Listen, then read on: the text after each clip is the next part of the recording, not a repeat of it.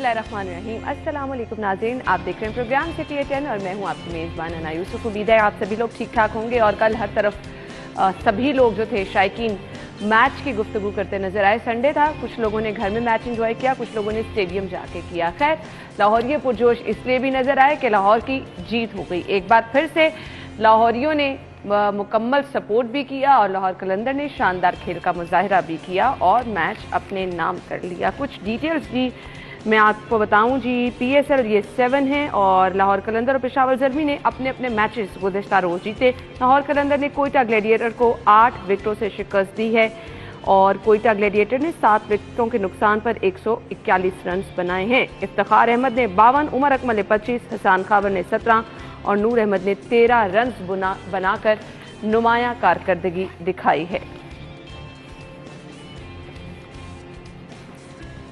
ये तो था जी लाहौरियों ने किस तरह से कल मैच देखा, एंजॉय किया, वीकेंड बनाया अपना। बहुत सारे लोगों ने ऐसे भी हैं जो कि मैच की मुखालिफत करते नजर आए, लेकिन ऑल्दो कल ट्रैफिक वाला इशू नहीं था क्योंकि संडे था तो काफ़ी हद तक ट्रैफिक शहर की स्मूथ थी, बल्कि सड़कें खाली नजर आ रही थी।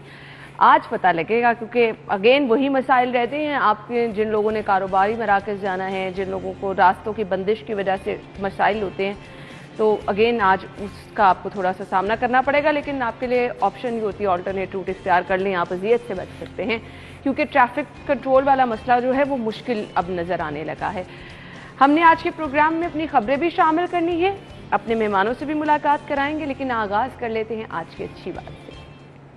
व नसल्ली अला रसूलिहिल करीम, अम्मा बाद।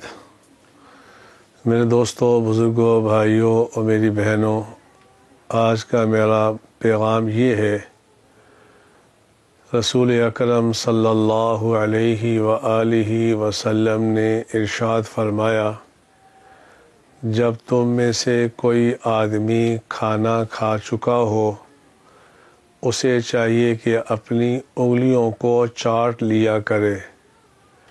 वजह उसकी ये है कि अल्लाह के नबी सल्लल्लाहु अलैहि व आलिहि वसल्लम ने फरमाया कि तुम्हें क्या पता है कि खाने के किस जुज़ के अंदर बरकत है। ये ना हो आपने उंगली चाटी ना हो और हाथ को धो दिया हो और बरकत वाला जुज़ कहीं पानी में बह के ना चला जाए। इसलिए आज से इस सुन्नत पे अमल करना शुरू कर दें। खाने के बाद अपनी उंगलियों को चाट लिया करें ताकि हुज़ूर सल्लल्लाहु अलैहि वसल्लम के इस फरमान पे अमल हो सके। अल्लाह मुझे भी आपको भी इस पर अमल करने की तौफीक अता फरमाए। आमीन आमीन आमीन आमीन सुम आमीन। ये थी आज की टॉप स्टोरीज की तरफ हमने बढ़ना है। सॉरी, ये अच्छी बात थी। अब हमने आज की टॉप स्टोरीज की तरफ जाना है जी। खबर पहली क्या है वो मैं आपको बता देती हूँ। शोहदा मॉल रोड की 5वीं बरसी शहीद कैप्टन रिटायर्ड अहमद मुबीन की कब्र पर अफसरान की जानिब से हाजिरी दी गई।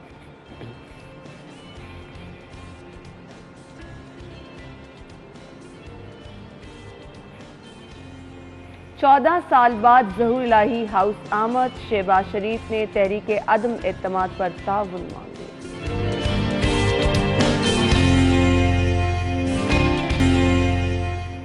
जी तो नाज़रीन, ये हैं हमारी खबरें, इनको डिटेल में डिस्कस करेंगे। स्टूडियो में हमारे साथ हमारे सीनियर रिपोर्टर शाहिद सिप्रा और रिजवान नकवी साहब मौजूद हैं। अस्सलाम वालेकुम, क्या हाल चले आपके? जी ठीक ठाक। अच्छा जी, पहली खबर की तरफ चलते हैं और बिलाशुबा ये अफसोसनाक वाक़या पेश आया और आज भी जब हम इस वाक़े का जिक्र करते हैं तो मुझे कुछ ही दिन पहले की कैप्टन मुबीन के हमारे दफ्तर एक शो की रिकॉर्डिंग याद आ जाती है कि वो हमारे ही दफ्तर में एक शो में आए और उन्होंने बारहा ये कहा कि ट्रैफिक जैम मत करें, एहतजाज मत करें, किसी की भी जान जा सकती है। और एकदम से उनकी वो चीज़ आंखों के सामने आती है और खैर हम उनकी बुलंदी दर्जात के लिए दुआ गो हैं। आपसे शाहिद सिप्रा साहब आगाज़ करूँगी, क्या कहना चाहेंगे? बिस्मिल्लाहिर्रहमानिर्रहीम। देखें, आपने बिल्कुल ठीक कहा कि चंद साल कबल ये माल रोड पर एक अफसोसनाक वाक़या होता है, उसमें हमारे सीनियर अफसरान जो हैं वो जाम शहादत नोश करते हैं। ये एक एहतजाज था, आई थिंक मेरे ख्याल में ये कोई फार्मास्यूटिकल इंडस्ट्री या कोई मेडिकल स्टोर्स उनका एहतजाज था। तो इस दौरान ट्रैफिक की रवानी को बरकरार रखने के लिए CTO कैप्टन अहमद मुबीन जो ये भी वहाँ पे थे, उसके साथ उनके दीगर जो आला अफसरान हैं, गोंदल साहब भी थे मेरे ख्याल में, वो भी शहीद हुए इसमें, SSP जाहिद गोंदल। तो मेरे ख्याल में आज तो हम उनके लिए दुआ गो कर सकते हैं, लेकिन ये वो लोग हैं जिन्होंने मुल्क और कौम के लिए कुर्बानियाँ दी हैं। यूनिफॉर्म में जो शख्स आया उसने हमेशा मुल्क और कौम की खिदमत की है और दहशत गर्दी का मुकाबला करते करते हुए इस दार फ़ानी से वो कूच कर गए। तो मेरे ख्याल में आज हमें उनकी मग़फ़िरत की दुआ करनी चाहिए, हमें उनके बुलंद दर्जात की दुआ करनी चाहिए। बात यह है कि एक ऑफिसर जो इस कौम के लिए खिदमत अंजाम दे रहा था, उनकी आप फैमिली से पूछें।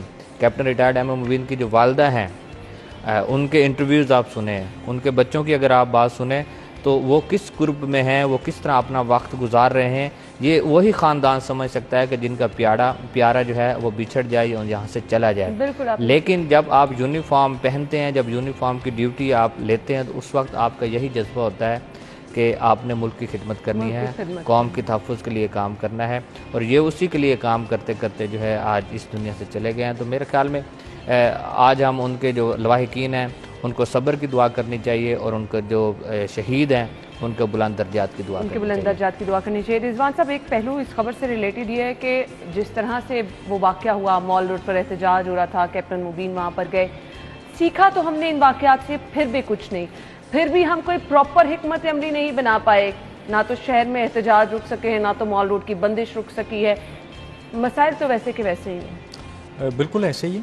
प्रोटेस्ट के लिए इंतज़ामिया भी कोई मैकेनिज़्म जो है वो लोगों को नहीं दे पाई, और फिर लोगों का ये माइंडसेट बन चुका है इंतज़ामिया के रवैये की वजह से कि तब तक हमारी सुनवाई नहीं हो सकती जब तक प्रोटेस्ट नहीं होगा, एजुटेशन की तरफ नहीं जाएंगे तो मुतालबात पूरे नहीं होंगे।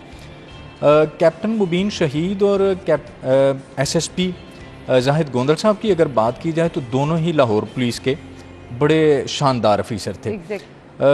कैप्टन मुबीन जो हैं बड़े जिंदा दिल, बड़े विजिलेंट, और आपने देखा होगा कि जब वो CTO थे तो सड़कों के ऊपर जो है वो आपको नज़र आते थे, और लोगों में जो वार्डन्स हैं, ट्रैफिक पुलिस है, उनके अंदर एक खौफ था कि किसी भी वक्त जो है वो सडनली आ जाएंगे और आके चेक करेंगे।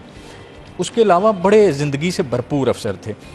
और जाहिद गोंदल जो हैं, उनके जो बैचमेट्स हैं या जो जिन लोगों ने उनके मातहत काम किया है या जो उनके सीनियर हैं, वो इंतहाई दरवेश सिफ्त आदमी थे जाहिद गोंदल साहब, और उनकी लोग तारीफ़ करते हैं, उन्हें अच्छे लफ्ज़ों से याद करते हैं। शोहदा जो हैं गो कि ये हमारे माथे का झूमर हैं, उनकी कुर्बानियाँ जो हैं उन्हें किसी भी सूरत फरामोश नहीं किया जा सकता। लेकिन इसके साथ साथ पुलिस को एक मैकेनिज़्म ज़रूर तश्कील देना चाहिए कि जो लोग पुलिस चूँकि फ्रंट फुट की एक फ़ोर्स है जो कि दहशत गर्दी का निशाना बनने वाली फ़ोर्सेस में सफ़े अव्वल में नज़र आती है, तो ऐसे लोग जो कि दुनिया से चले जाते हैं, कौम के लिए कुर्बानी देते हैं, उनके बच्चों के लिए कोई मैकेनिज़्म मौजूद होना चाहिए। उसके साथ साथ आप देखें कि मुख्तलिफ़ अजला से तस्वीर जो हैं सोशल मीडिया पे पोस्ट की जाती हैं दौरान ड्यूटी जो है, अगर किसी पुलिस एहलकार की, पुलिस अफसर की शहादत हो जाती है, दुनिया से चले जाते हैं, तो उनके बच्चों को स्कूल भेजते हैं कि जी DPO साहब जा रहे हैं उसके बच्चे को आज छोड़ने के लिए, बड़े स्क्वाड के साथ, प्रोटोकॉल के साथ, बजाय इसके कि वो बच्चे जो हैं आप उनके लिए एक इस तरह के इंतजामात करके एक सोशल मीडिया के ऊपर फेम लें और अगले दिन उनको याद भी ना करें कि वो फैमिली, वो ख़ानदान किस हाल में गुजारा कर रहा है, किस हालत में गुजर बसर कर रहा है। तो इसके लिए एक मैकेनिज़्म जो है लाहौर पुलिस को वज़ा करना होगा अपनी फ़ोर्स का मोराल हाई रखने के लिए, ताकि लोग जब ऐसी सिचुएशन में आएँ कुर्बानी देते हुए उन्हें पिछलों के हवाले से जो है फिक्रमंदी का सामना ना करना पड़े। सही कहा। तो जी, हमने इस खबर को वाइंड अप करना है। बहुत सारी दुआएं हैं कैप्टन मुबीन के लिए, उनकी फैमिली को अल्लाह ताला सब्र अता फरमाए। बिलाशुबा इसका कोई नेम नहीं है, और हर साल के साथ ये गम जो है मज़ीद एक दफ़ा फिर से ताज़ा हो जाता है, बढ़ जाता है, क्योंकि अपनों का दुख जो है जिस किसी का अपना जाता है उसके अलावा कोई नहीं जान सकता। अभी एक अहम खबर आपके साथ शेयर करनी है। अहम खबर हमारे पास क्या है? LDA मुलाजिमीन को कोटे के मुताबिक प्लॉट्स की अलॉटमेंट का मामला है, और अदालत ने DG अहमद अजीज तारड़ को नोटिस जारी करते हुए जवाब तलब कर लिया है। अदालत की जानिब से DG साहब को नोटिस जारी किया गया है और उनसे जवाब तलब किया गया है। जस्टिस शाहिद वहीद ने एहसन अली की दरख्वास्त पर समाअत की है। LDA मुलाजिमीन को कोटे के मुताबिक प्लॉट्स की अलॉटमेंट है और अदालत ने DG अहमद अजीज तारड़ को नोटिस जारी करते हुए जवाब तलब कर लिया है। अदालती कार्रवाई क्या हुई है जान लेते हैं। मलिक अशरफ साहब ने ज्वाइन किया है। जी मलिक साहब। जी, आज लाहौर हाईकोर्ट में DG LDA के खिलाफ दो मुख्तलिफ तौहीन-ए-आज़ार की दरखास्तें हैं। एक तो ये है कि जो LDA के मुलाजमीन हैं उनको कोटे के मुताबिक अलॉटमेंट नहीं की जा रही। और इस केस में DGLDA अहमद अजीज सारट जो हैं वो जस्टिस मोहम्मद साजिद महमूद शेखी की अदालत में इस वक्त मौजूद हैं। और इसमें दरख्वास्त गुजारों का मौक़िफ़ ये है कि वो LDA के मुलाजमीन हैं और अदालती हुक्म के बावजूद अभी उन्हें कोटे के मुताबिक अलॉटमेंट नहीं की जा रही, जिस पे अदालत ने DGLDA को हुक्म दिया था, लेकिन अभी तक इस पर अमल दरआमद नहीं हुआ। ये केस तो अभी कुछ देर बाद इस केस की समाअत होगी और सबसे ज्यादा अदालती अहकाम की खिलाफ वर्जी जो कर रहे हैं ऑफिसर, उसमें ठीक है मलिक साहब, आपका शुक्रिया अपडेट करने के लिए। हम एक ब्रेक लेंगे, ज्वाइन करेंगे आपको एक ब्रेक के बाद।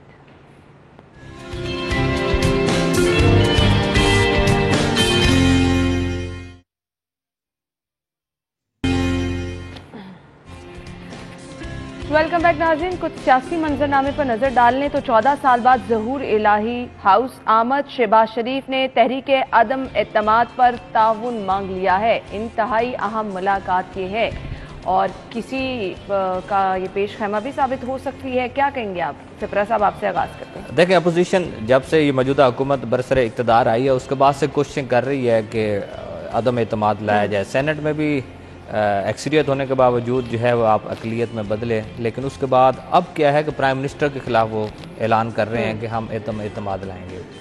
बात करने का मकसद क्या है कि अपोजिशन का चाहे कोई सियासी मफाद अपनी जगह पे, लेकिन जो हमारे यहाँ जो बात हो रही है वो ये हो रही है कि महंगाई और जो आम आदमी है उसका रहन सहन, उसका गुजर बसर, उसकी तनख्वाह, उसकी उजरत का जो मामला है वो, और बिजली के बिल, गैस के बिल, ये तमाम हालात जो हैं इसको अगर ओवरऑल किया जाए तो मौजूदा हुकूमत की कारकर्दगी को देखते हुए अपोजिशन अवाम का बेसिकली साथ दे रही है, जो बात सामने आ रही है। लेकिन बेसिकली होता वही है कि सियासी मफादात को देखा जाता है कि सियासत क्या है। मुझे बताएं कि बहुत ये बड़ी आम सी बात है कि कहा जाता है कि सियासत में कोई चीज़ हर पे आखिर नहीं होती। शेख रशीद साहब ने शायद ये स्टेटमेंट दी थी और वही आपको मंजर कल की वजह से हुकूमत जो है वो इक़्तिदार में है, जिसको ये अपोजिशन बैसाखियाँ कहती है या जो मर्जी का लफ्ज़ इस्तेमाल करे, लेकिन उन्हीं के लोग हैं जिसकी बुनियाद पर आज इमरान खान प्राइम मिनिस्टर हैं। ये भी पता है, वो इसलिए इत्तेहादियों के पास गए, उन्हें पता है कि इत्तेहादी भी हुकूमत को अंदर से पसंद नहीं करते और इमरान खान साहब भी इत्तेहादियों को पसंद नहीं करते। सिर्फ और सिर्फ एक मजबूरी है कि उनके सहारे में पंजाब में गवर्नमेंट जो है वो खड़ी है, इस वजह से कंप्रोमाइज़ चल रहे हैं। वरना आप देखें कि गुजरात में एक FIR कराई गई शहजाद अकबर साहब ने कह के, और उनके पास रिपोर्ट्स ये थी कि गुजरात के मली बरादरान हैं जो कि इलेक्शन के ऊपर इन्वेस्टर हैं, गुजरात में इलेक्शन लड़ते हैं चौधरी बरादरान का, उस पर इन्वेस्टमेंट करते हैं। वो FIR होती है सिर्फ और सिर्फ इनको इत्तेहादियों को काबू करने के लिए। इत्तेहादी भी अंदर से खुश नहीं है, उन्हें भी पता है कि हमारे साथ जो है वो एक तरीके के साथ हुकूमत जो है वो हमें कॉर्नर भी कर रही है साथ साथ। तो ये सारी चीज़ें हैं, जिस तरह सिपरा साहब ने कहा कि हुकूमत ने, जिस तरह हुकूमत ने अवाम का जो है वो एक जनाजा निकाला है, इसी तरह अपोजिशन भी उसमें बराबर की शरीक है। इन्होंने एक फ्रेंडली अपोजिशन का रोल प्ले किया है। ज़ुबानी कलामी तो पॉलिटिकल माइलेज के लिए चीज़ें करते रहे, लेकिन प्रैक्टिकली इन्फ्लेशन रेट कम करने के लिए, महंगाई के लिए, बिजली के नर्ख, पेट्रोल के नर्ख, जो चीज़ें आम ज़रूरियात ज़िंदगी की चीज़ें हैं जो आम आदमी जिनसे इफेक्ट होता है, उनकी कीमतें काबू करने के लिए इन्होंने कोई रोल प्ले नहीं किया। अब जब इन्हें नज़र आ रहा है किसी ख़ास वजह से कि अगले 5 साल भी शायद इमरान खान साहब के पास चले जाएंगे, अब ये बाहर आए हैं, ये डिबेट एक अलग मतलब है कि ये अपने इक़्तिदार की जंग लड़ रहे हैं। ये आने वाले जो 5 साल हैं इक़्तिदार की जंग लड़ रहे हैं सिपरा साहब, वो किसी एक के बारे में आप नहीं कह सकते हैं। देखें, ये रिजवान नकवी साहब जो बात कर रहे हैं इससे तो ये लग रहा है कि महंगाई और ये रोना ये अपनी जगह पे, इसको छोड़ दें, अपलोड दें। अपोजिशन ने किरदार अदा करना होता तो बहुत पहले करते। 3 माह मुसलसल बिजली की कीमतें बढ़ी हैं, इसमें नहीं है। अब बात जो अंदर जो पसे पर्दा जो मुहर्रिकात सामने आ रहे हैं कि अगले 5 साल अगर पाकिस्तान तहरीक इंसाफ को मिलते हैं, जिसके बारे में चाहे मगोइयाँ भी की जा रही हैं और उनका वुज़रा खुद भी ऑन मीडिया भी आकर कह रहे हैं। कल भी वफाकी वज़ीर हमाद अज़हर ने ये यहाँ लाहौर में आके बात की है कि अगले 5 साल भी पाकिस्तान तहरीक इंसाफ के पास होंगे। तो इसका क्या मतलब है कि ये लोग MQM पे या यहाँ पे वफद आया वो भी मिला, मौलाना फजलुर रहमान भी यहीं पे हैं, पीपल्स पार्टी के जो को चेयरमैन है आसिफ अली जरदारी साबिक सदर वो भी यहीं पे हैं। तो मुझे बताएं कि लाहौर हमेशा माजी में भी आप देखें, आज से 50-60 साल भी पीछे चले जाएं कि लाहौर में जो सियासी तहरीक निकलती है वो हमेशा कामयाब होती है। शायद ये सब उन्हीं चीज़ों का पेश खेमा है कि अगले जो इक़्तिदार है 5 साल वो पाकिस्तान तहरीक इंसाफ के पास नहीं जाना चाहिए। उसकी बुनियाद पर ये अपोजिशन पार्टीज जिस तरह ये कह रहे हैं कि क्यू लीग के भी अपने तहफ़्फ़ुज़ात हैं भी सही और नहीं भी हैं। देखें, इत्तेहादी अपनी जगह पर, लेकिन अगर उनकी बात नहीं सुनी जाती तो फिर नाराजगी का इजहार तो किया जाता है। उनके जो तारिक बशीर चीमा वो कई दफा कह चुके हैं, कई दफा बात कर चुके हैं। कामिल अली आगा जो है वो भी कई दफा बात कर चुके हैं। इसका क्या मतलब है? इत्तेहादी कहीं ना कहीं नाखुश जरूर हैं, लेकिन चूंकि उनके साथ खड़े हैं, हुकूमत ने उन्होंने बनवाई हुई है, साथ में वो बैसाखियाँ अगर ये खींचें तो हुकूमत का तख्ता जो है वो गिर सकता है। तो ये अब अपोजिशन ये चाह रही है कि मार्च इख्तिताम से पहले अदम एतमाद कामयाब होना चाहिए और जो प्राइम मिनिस्टर इमरान खान जो है वो -1 का फार्मूला है, उस पर जाना है कि इमरान खान को साइड लाइन होना चाहिए। अदरवाइज हालात जो हैं इनका जो आने वाला है जो 5 साल हैं उसमें इनका इक़्तिदार इनको जो नजर नहीं आ रहा कि इनको मिल पाए। बिल्कुल ऐसे। रिजवान साहब, ये जो मुलाकातें हो रही हैं, ये जो आजकल सियासी हलचल नजर आ रही है, हुकूमत को आपको लगता है खौफजदा होना पड़ेगा या होना चाहिए? वैसे तो प्राइम मिनिस्टर साहब कहते हैं घबराने की जरूरत नहीं है, तो ये घबराने वाले हालात पैदा हो रहे हैं या नहीं? देखें, गवर्नमेंट घबराई तो हुई है। गवर्नमेंट की सबसे बड़ी जो अपोजिशन है वो ये सियासी जमातें नहीं हैं जो एक्टिव हुई हैं। सबसे बड़ी अपोजिशन गवर्नमेंट की अपनी पॉलिसीज हैं, महंगाई है, आवाम की वाकई चीखें निकल गई हैं। ये मौजूदा जो रजीम की वजह से महंगाई आई है और आवाम की कुव्वत ख़रीद कम हुई है, इसकी वजह से लोगों के लिए गुजर बसर करना जो है बड़ा मुहाल हो गया। तो अपोजिशन ज़्यादा आवाम के अंदर से आवाज़ आ रही है कि इन्हें जाना चाहिए, लेकिन प्रैक्टिकली आप देखें तो आवाम के साथ साथ आवाम का हाफजा बड़ा कमज़ोर है। जब इलेक्शन होता है तो आप वक्ती तौर पे जो पॉलिटिशियंस हैं वो लोगों की खुशी गमी में आना जाना शुरू कर देते हैं, उनके खाने करना शुरू कर देते हैं, उनके छोटे मोटे काम जो हैं वो निकलना शुरू हो जाते हैं पब्लिक के। उसके बाद पब्लिक फिर भूल जाती है। वो असल में अब अपोजिशन जमातें जो हैं ये अपनी वजह से बाहर निकली हैं, क्योंकि इन्हें अब ये एक खौफ लाहक हो गया है कि अगले 5 साल भी ये ना हो कि हमें नैब, एंटी करप्शन, FIA इनके चक्कर लगाते हुए पूरे हों। अभी भी चूंकि गवर्नमेंट ने इन्हें एंगेज किए रखा है शुरू में, और तमाम अपोजिशन जमातों की यही पॉलिसी रही है, यही स्ट्रेटजी रही है कि हुकूमत अपने वजन से गिरे, ना कि हम रोल प्ले करें और हुकूमत को चलता करें। अपोजिशन जमातों का माइंडसेट ये था, और जो इनके जो पार्लियामेंटेरियंस थे वो बारहा इस बात का इजहार भी करते रहे कि जी अगर हम अभी हुकूमत को चलता करते हैं तो ये एक सिंपैथी का वोट लेंगे और दोबारा से आ जाएंगे, सियासी शहीद हो जाएंगे, सियासी शहीद हो जाएंगे।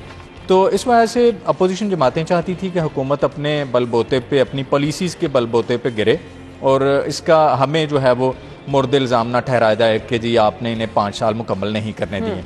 लेकिन अब चूंकि उन्हें अगले 5 साल भी जाते हुए नज़र आ रहे हैं कि जी अगर ये इमरान खान साहब जो हैं, जिस तरह उनके वज़रा बार बार ये कह रहे हैं कि जी अगले 5 साल, वो किसी वजह से कह रहे हैं, कुछ ऐसा होने जा रहा है जिसकी वजह से वो बार बार वो बड़े एतमाद के साथ कह रहे हैं कि जी अगले 5 साल भी इमरान खान साहब कहीं नहीं जा रहे। तो ये मेन खौफ है जिसकी वजह से अपोजिशन जमातें मुतहरिक हो गई हैं और एक सियासी भूचाल आ गया। अपोजिशन अपनी जगह मुतहरिक है, हुकूमत अपनी कोशिश में लगी है, अवाम का कौन सोच रहा है? जी अवाम का कोई नहीं सोच रहा। खैर, ये तो देख किस करवट बैठेगा, आगे आने वाले हालात क्या हैं, थोड़ा सा इसके लिए इंतजार करना पड़ेगा। मार्च का इंतजार भी कर लेते हैं। हम एक ब्रेक लेते हैं, ब्रेक के बाद आपको ज्वाइन करेंगे हमारे साथ ही।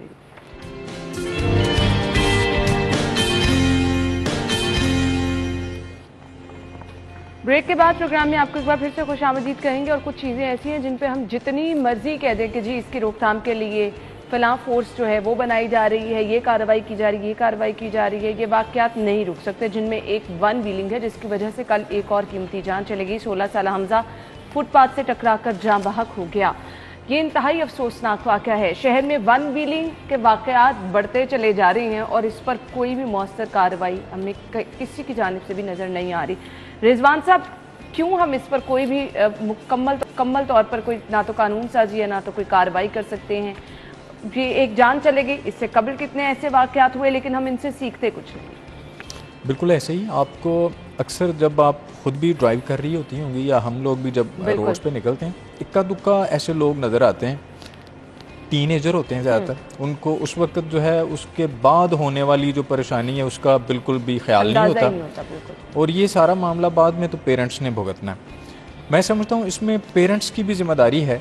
अगर कोई बच्चा वन व्हीलिंग करता है, उसके हल्का अहबाब में, उसके दोस्तों में, रिश्तेदारों में पता होता है कि ये बच्चा ये करता है, तो उसको सख्ती से जो है वो अगर पेरेंट्स उस पर चेक रखें तो इससे निपटा जा रहा है। गो के ट्रैफिक पुलिस की भी ज़िम्मेदारी है, लॉ इन्फोर्समेंट एजेंसीज़ की ज़िम्मेदारी है कि जी अगर सड़क के ऊपर कोई इस तरह से रैश ड्राइविंग कर रहा है। कौन कौन सी चौराहे हैं सबको पता है। मॉल रोड पर अक्सर रात को लेट नाइट जेल रोड पर भी लोग वन व्हीलिंग कर रहे होते हैं, पकड़ नहीं सकते, इनके आगे बंद बांधना मुश्किल हो चुका है। बिल्कुल ऐसे ही है। चलें, जो तो हैवी बाइक्स लेके निकलते हैं उन्हें तो ट्रैफिक पुलिस नहीं पकड़ पाती। फिर अगर आप पकड़ नहीं सकते, कैमरे लगे हुए हैं, सेफ सिटी का क्या मकसद है? आप उसको रिपोर्ट करें, चेक लिस्ट में डालें और उसको पकड़ें, ताकि उसे 1-2 बार सजा होगी, उसको जुर्माना होगा हैवी। उसके बाद उसको एक बैरियर ज़रूर आएगा, वो सोचेगा वन व्हीलिंग करते हुए या कानून शिकनी करते हुए।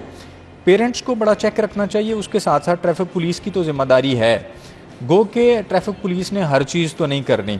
ये तो गली मोहल्ले में अगर कोई बंदा ऐसा कर रहा है, किसी ऐसी रोड के ऊपर कर रहा है जहाँ पे ट्रैफिक पुलिस नहीं है, तो वहाँ पे तो ट्रैफिक पुलिस क्या करेगी मैक्सिमम? या अगर कोई शायरी कहीं पे कोई वीडियो बना के अपलोड कर लेता है। शाह जी, अब देखें ना, आपका वन व्हीलिंग के लिए सबसे मुवाफिक जो रोड है आपकी केनाल रोड है, केनाल रोड है। उसके बाद गुलबर्ग बुलेवार्ड जो है ये है, उसके बाद मुगलपुरा जो आपका ओवरहेड ब्रिज है वो है, ये गड़ी शौक जहाँ पे अफसोसनाक वाक़या रूनुमा ये है, आपके मीनार पाकिस्तान का जो आपका है वहाँ पे ये सारा है।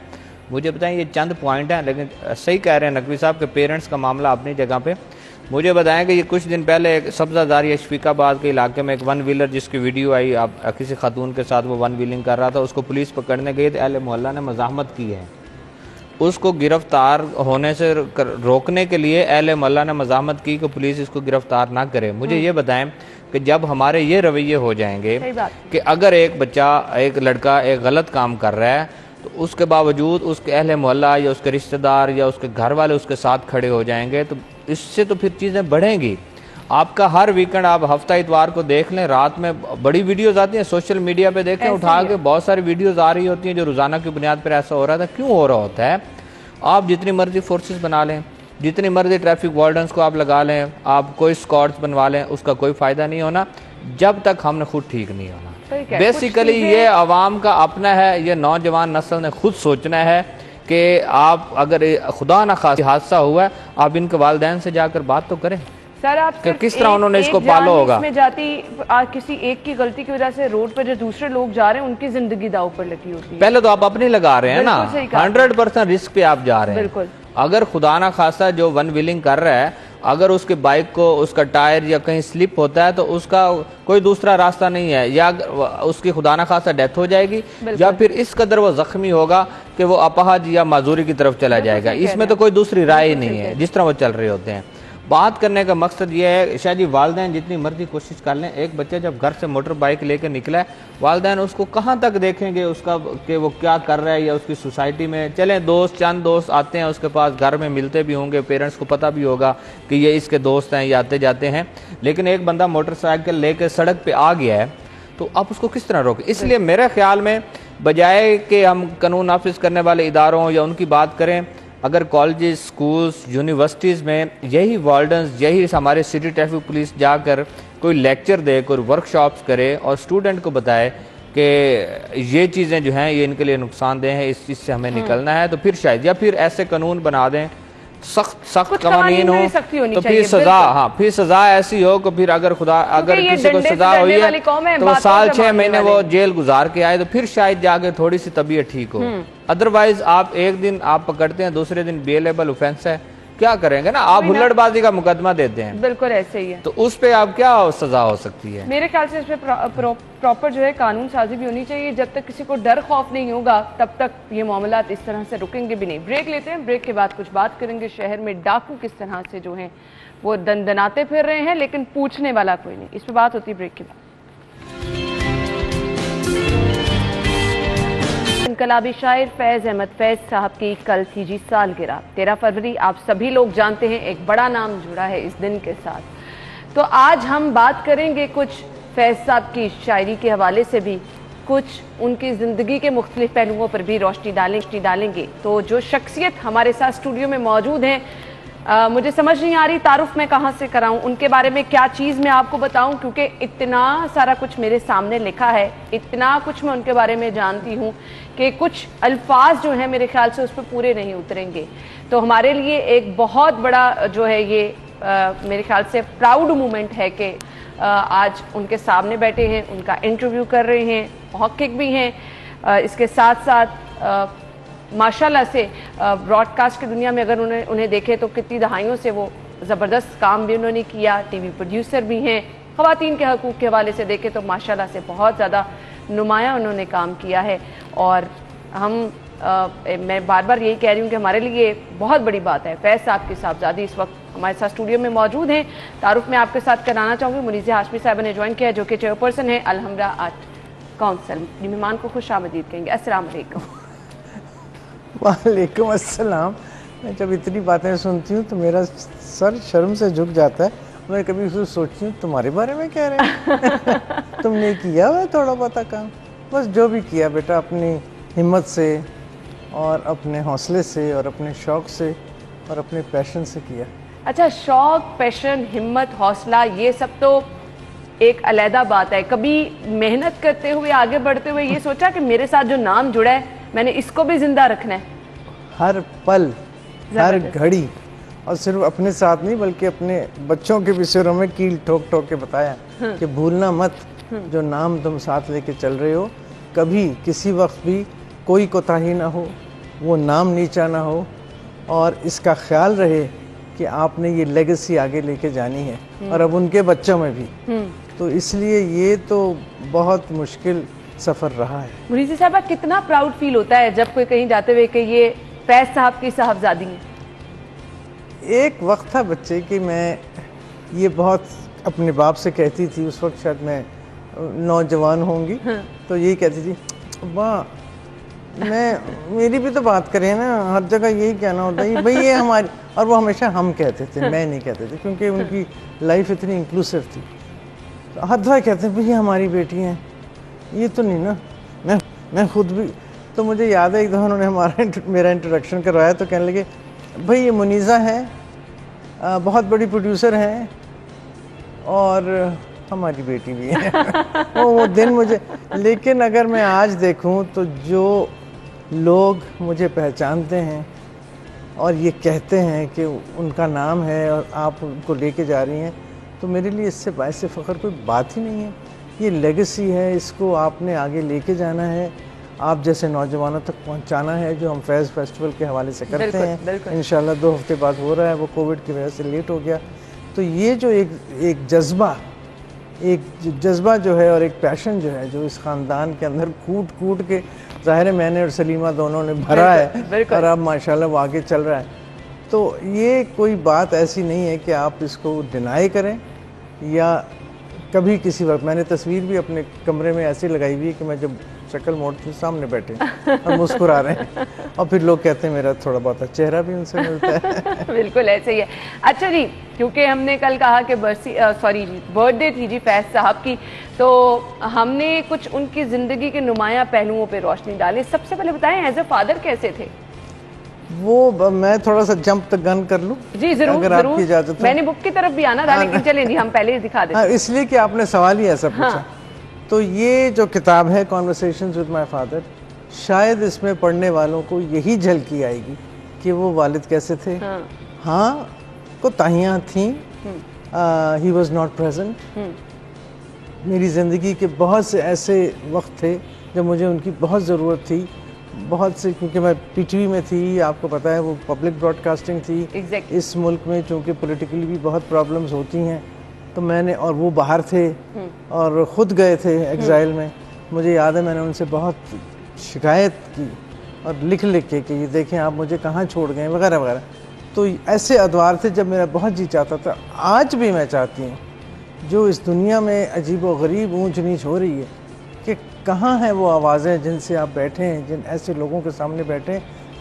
अब मैं थोड़ी सी अंग्रेज़ी में चली जाती हूँ क्योंकि मुझे इजाज़त होनी चाहिए, मेरी वालदा अंग्रेज़ थी। Where you can have somebody talk sanity to you, कोई मुझे बताए कि what is going around, what is going around. तो ये मुझे आज भी उनकी इतनी याद आती कि वो आवाज़ें कहाँ हैं, वो जहन कहाँ हैं, वो सोच कहाँ है जो हम जैसे लोगों को ज़रा सा रास्ता दिखाए, उम्मीद दिखाए, तो उस वक्त फिर आप उनकी नॉवल अपना क्या कहते हैं, नज़में पढ़ते हैं।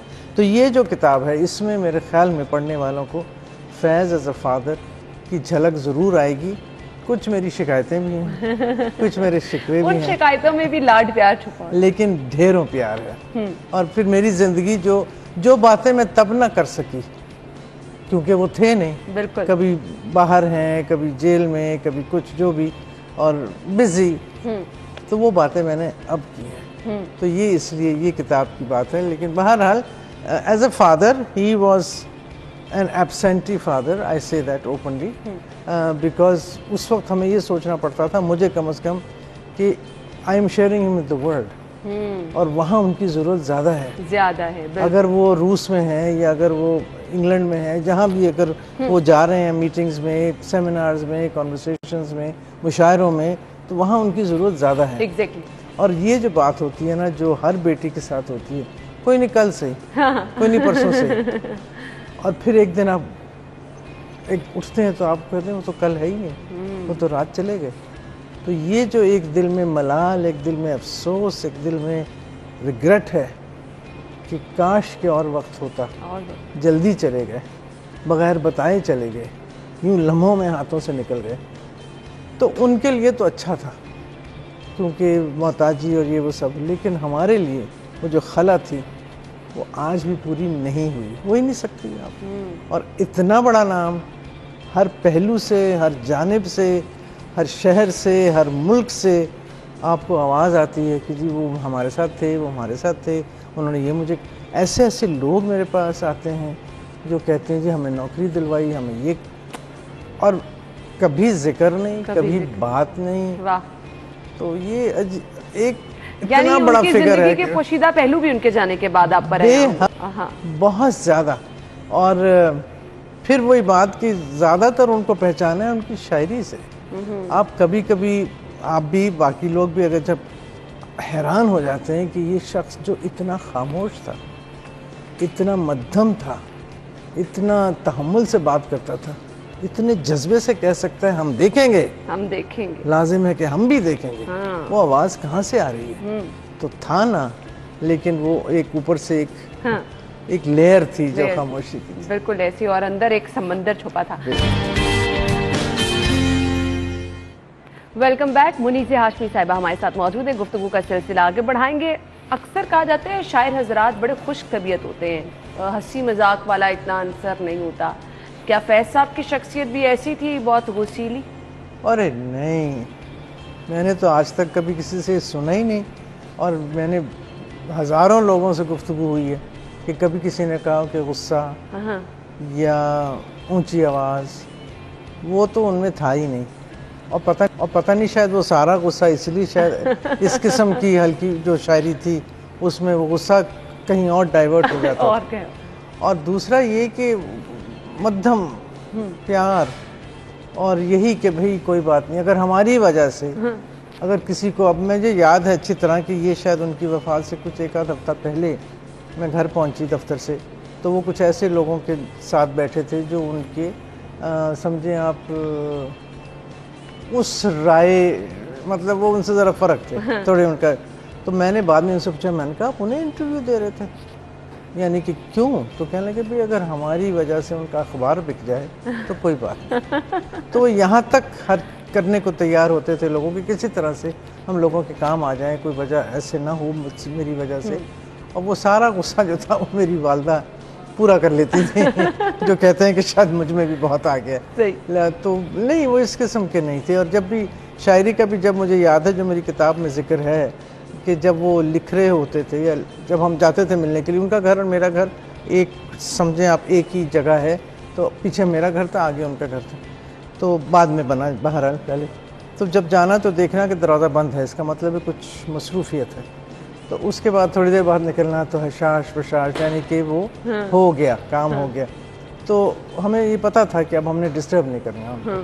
और मेरी वालदा को अभी तक याद है, फैज़ इज़ इट डन, मतलब हो गया, लिख लिया, मुकम्मल, यस। तो वो जो एक होता था रिलैक्सेशन, और वो जो एक फीलिंग ऑफ अचीवमेंट, जिस खुशी से वो ये मुझे एक दो दफ़ा जुमले याद हैं, ज़ाहिर है मसरूफियत अपनी जगह उनकी भी मेरी भी, तो ये उनका था।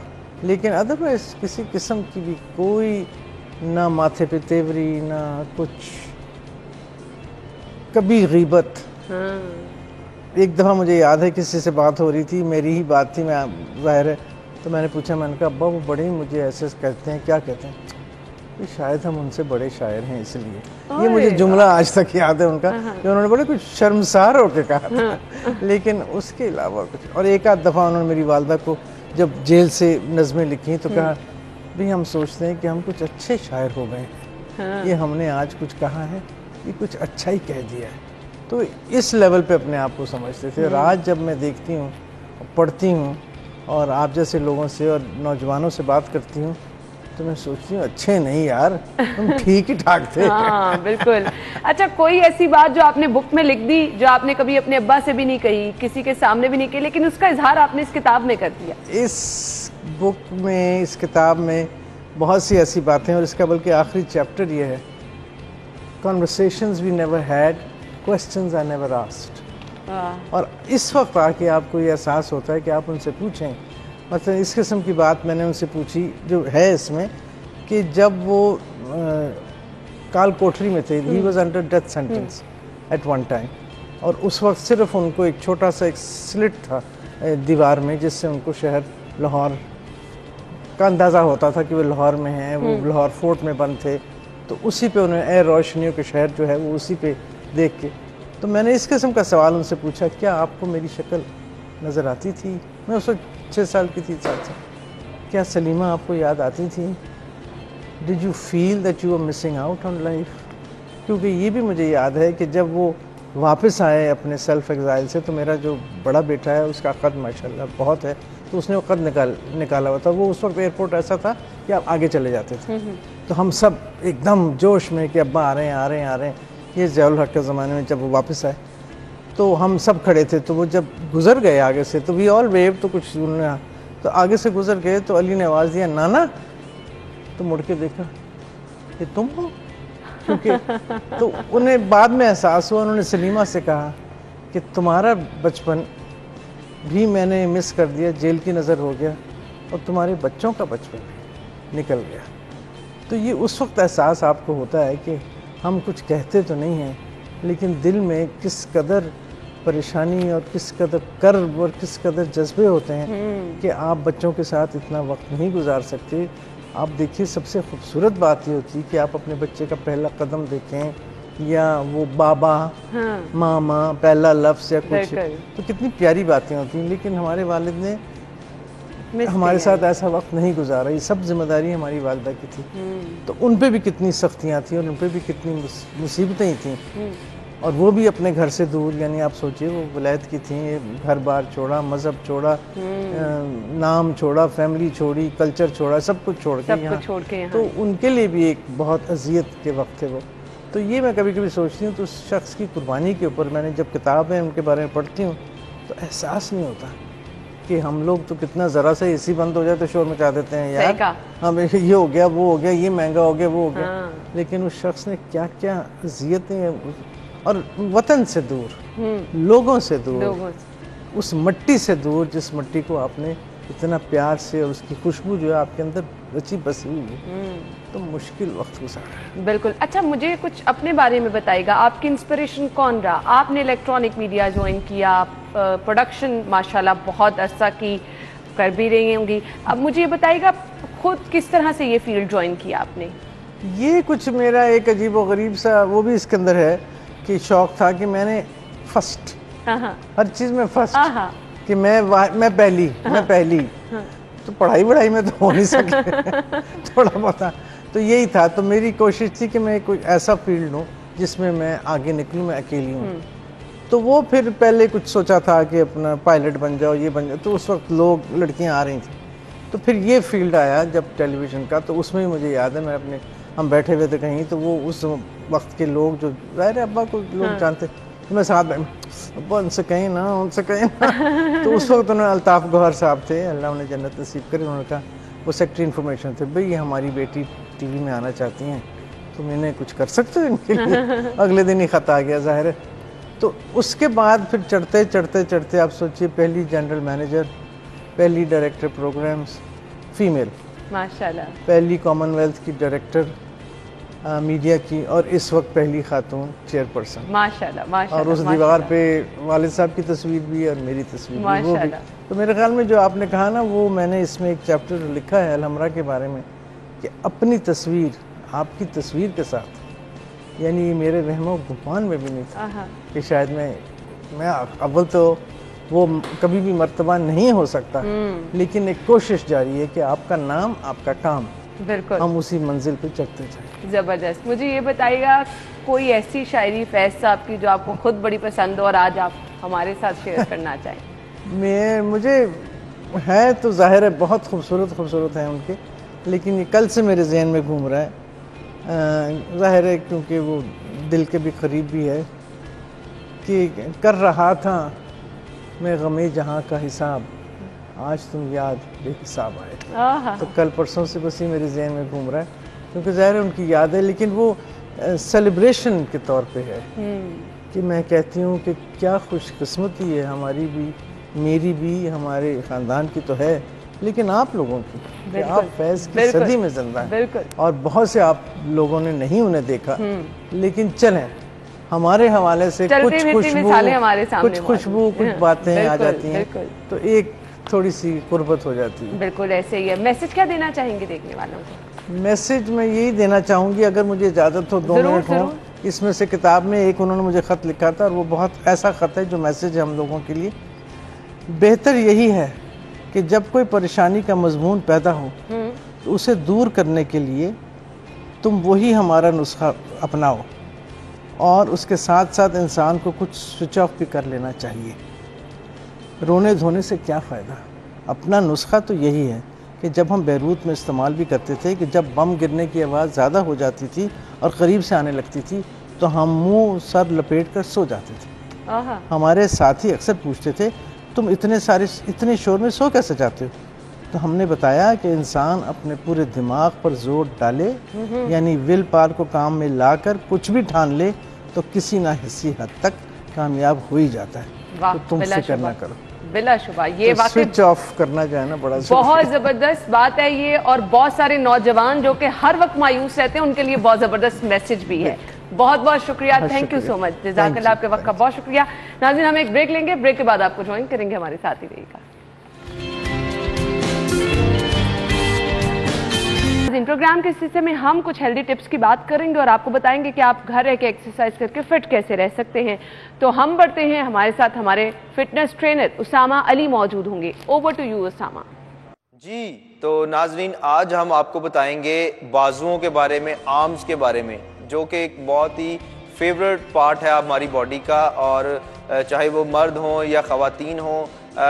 ख़वातीन में बाज़ दफ़ा देखा जाता है कि उनका ये बहुत बल्ज आ जाता है, यहाँ पे बहुत ज़्यादा बल्क हो जाता है, और आर्म्स के अराउंड बहुत ज़्यादा फैट जो है ना वो स्टिमुलेट हो जाता है, इकट्ठा हो जाता है। तो हम उसको किस तरीके से टोन अप कर सकते हैं आर्म्स को, और घर में रह के जिनके पास कोई इक्विपमेंट नहीं है या कोई फैंसी मशीन्स नहीं है, या वो जिम जा नहीं सकते, ऐसा कोई उनके पास टाइम नहीं है, तो आज मैं आपको इसके बारे में गाइड करूंगा प्रॉपर किस तरीके से आप घर में रह के इन एक्सरसाइजेस को परफॉर्म कर सकते हैं और अपने मसल्स को और अपनी बॉडी को अच्छे तरीके से टोन अप कर सकते हैं। हमारी एक्सरसाइज नंबर फर्स्ट होगी bicep curls, dumbbell bicep curls.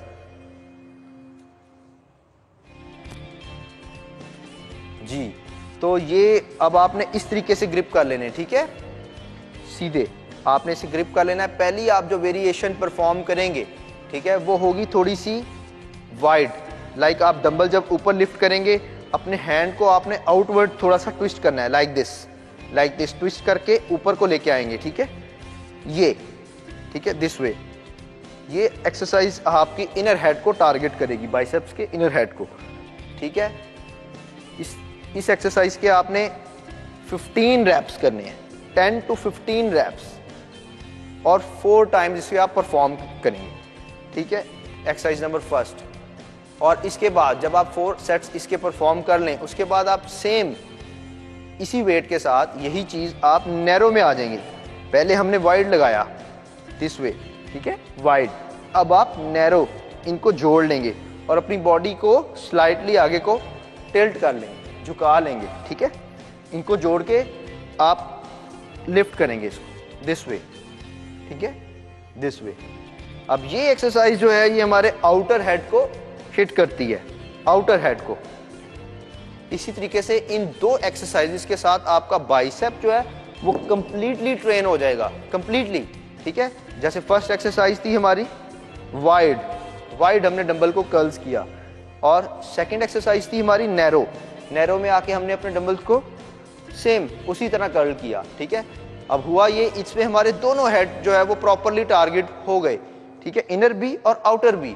अब इस एक्सरसाइज के आप 10 to 15 रैप्स और 4 सेट आपने परफॉर्म करने हैं, और आपने रेस्ट लेना है एक सेट के बाद मिनिमम 30 to 45 सेकंड, ठीक है। इतना आप रेस्ट लें, फिर आप नेक्स्ट इसको परफॉर्म करें। ओके, ये तो हमारी होगी बाजू के फ्रंट के लिए। अब हम चले जाते हैं ट्राइसेप के लिए, जो हमारी बाजू का आर्म का बैक एरिया है, ठीक है, इसको ट्राइसेप बोलते हैं। जी, तो उसामा हमारे साथ है। उसामा ने हमें टिप बताई कि किस तरह से आप अपनी बाजू को एक्सरसाइज करते हुए अपनी बाजू को स्लिम रख सकते हैं। हम एक ब्रेक की तरफ जाएंगे, ज्वाइन करेंगे आपको ब्रेक के बाद। Stay with us.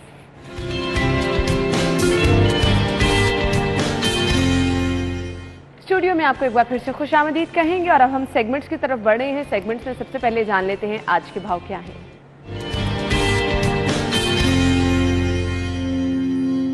कलीम हमारे साथ मौजूद हैं, मार्केट से हमें रेट्स बताएंगे सब्जियों के। जी कलीम। जी बिल्कुल, सब्जियों की कीमतों में मामूली उतार चढ़ाव बरकरार है। कुछ सब्जी ऐसी हैं जो सफ़ेद तबका है, सफ़ेद पोश जो तबका है उसकी पहुंच से दूर हो गई हैं। सब्जियों की कुछ बात कर लेते हैं, आज की कीमतें क्या हैं। जो प्याज है वो उसका सरकारी रेट 25 रुपये है, जबकि ओपन मार्केट में 40 रुपये में फ़रोख्त हो रहा है।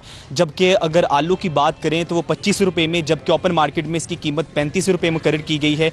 जबकि पालक की अगर बात करें तो उसकी कीमत जो है वो 36 रुपये है, जबकि ओपन मार्केट में उसकी जो कीमत है वो 45 रुपये है। जबकि मेथी वो 55 रुपये में, जबकि ओपन मार्केट में 70 रुपये में फ़रोख्त हो रही है। इसके बाद जो मटर है वो 83 रुपये में फ़रोख्त हो रहा है, जबकि ओपन मार्केट में इसकी कीमत 100 रुपये है। इसके अलावा अगर बात कर लें उन सब्जियों की जो वाकई सफ़ेद पोश तबके से की पहुँच से दूर हो गई हैं, उनकी कीमतें दूसरी दीगर सब्जियों की बनिस्बत महंगी हैं। उनकी ज़रा बात कर लेते हैं तो उनमें शिमला मिर्च है जिसकी सरकारी कीमत 180 रुपये है, जबकि ओपन मार्केट में 200 रुपये में फ़रोख्त हो रही है। जबकि अगर टमाटर की बात करें तो सरकारी रेट उसका 105 रुपये है, जबकि ओपन मार्केट में 150 रुपये में फ़रोख्त हो रहा है। इसके बाद लहसुन की अगर बात करें तो इसकी कीमत सबसे ज़्यादा है, जो कि वो 225 रुपये में फ़रोख्त हो रहा है, जबकि ओपन मार्केट में इसकी कीमत जो है वो 260 रुपये मुकर्रर की गई है। इसके बाद अदरक चाइना, इसकी भी कीमत बहुत ज़्यादा है, जो कि 205 रुपये में फ़रोख्त हो रहा है, जबकि ओपन मार्केट में इसकी कीमत जो है वो 260 रुपये है। जबकि अगर करेले की बात कर लें तो उसकी जो कीमत है सरकारी रेट वो 250 रुपये है, यानी कि 250 रुपये में फ़रोख्त हो रहे हैं, जबकि ओपन मार्केट में इसकी जो कीमत है वह 310 रुपये में फ़रोख्त की गई है। गुज़श्ता रोज़ की बनिस्बत जो सब्ज़ियों की कीमतें हैं उसमें उतार चढ़ाव देखने में आया है। कुछ ऐसी सब्ज़ियाँ हैं जो गरीबों की पहुँच से दूर हो गई हैं, जबकि कुछ ऐसी सब्ज़ियाँ हैं जो कि आम डेली ज़िंदगी के अंदर हम लोग इस्तेमाल करते हैं, उसकी भी कीमतों में जो है वो इजाफा देखा गया है। ठीक है जी, थैंक यू सो मच करीम। इसी के साथ ही प्रोग्राम का वक्त पहुंचा अपने इख्तिताम को। आप अपना ख्याल रखिएगा, कल मुलाकात होगी आपसे सेम टाइम पर। इजाज़त दीजिए, अल्लाह हाफिज़।